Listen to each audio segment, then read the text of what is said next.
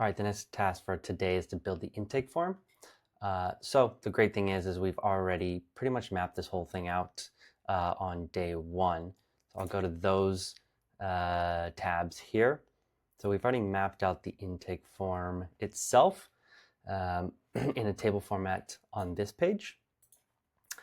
And then we also made the decision in day one that the database itself will also rely on the intake form. So the intake form will be a line item in the database, but we'll have additional properties as well that are not user-facing that we'll use for internal only uses like session status,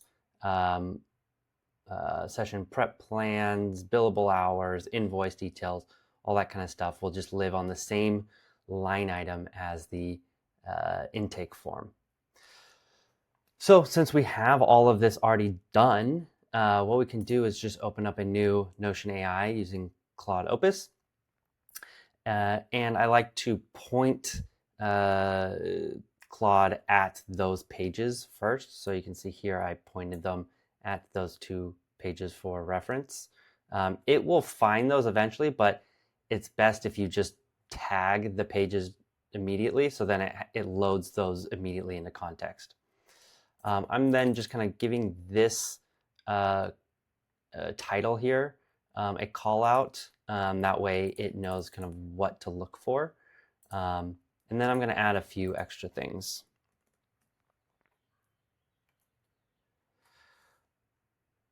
Create the database for this intake form and include all the properties and property descriptions.